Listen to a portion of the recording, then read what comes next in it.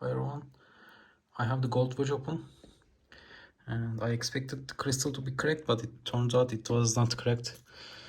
So I sanded it with 320, then 800, then 2000, and now I'm applying this Benzene car polish.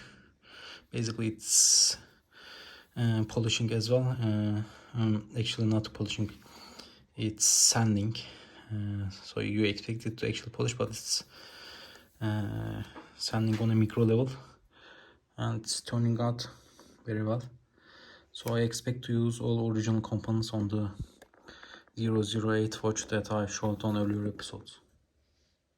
I sometimes want to apply the final step, but in this case I decided to apply it as well.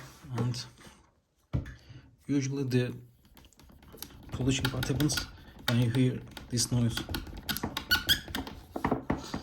the squeezing noise is when the crystal starts shining.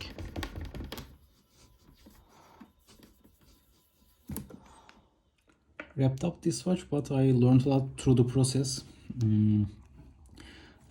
After polishing the crystal was in incredible shape.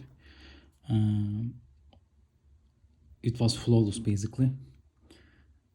And then my next step is usually cleaning the crystal with my hands with benzene and basically lighter fluid here in Turkey.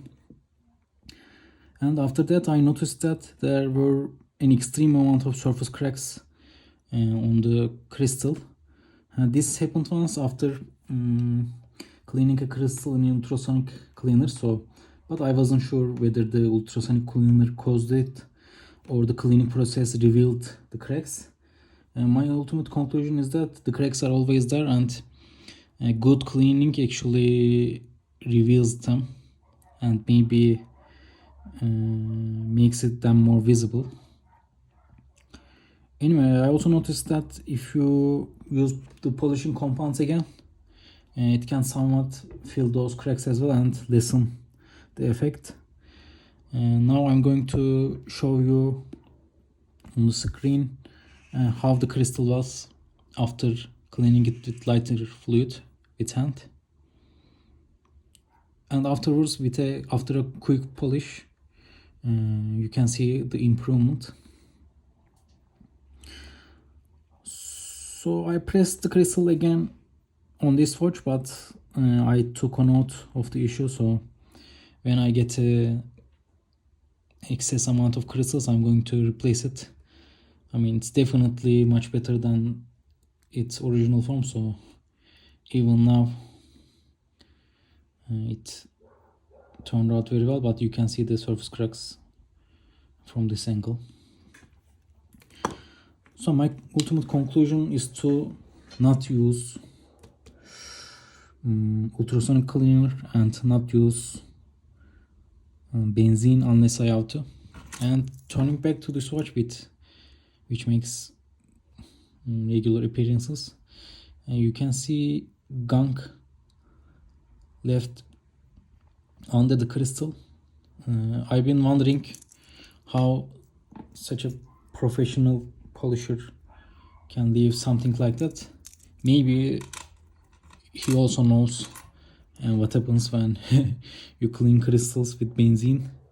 Normally it's thought to be a safe chemical, but maybe he actually left it there from experience, because unless you use lighter fluid you can't actually remove gunk like this. No matter how much you use a microfiber cloth etc., it's always there and always show up on glares, as you can see here. So maybe this is a theory as well. If it's common knowledge among those who clean crystals a lot, it might be the reason why this wasn't 100% cleaned and the guy just left it at 90% and didn't improve later on. And this was also actually a soft scam. They had bought a complete package, they had papers etc., but I mean, just from the edges I was able to see that it was actually a professionally restored watch. I mean, they really didn't need to go to all the trouble to make it look like a complete case. I mean, it isn't actually a scam because they didn't actually claim it was original to the watch, etc. But when you see a complete package, you usually assume it's the actual papers and the box of the watch. But whenever I see something like that, I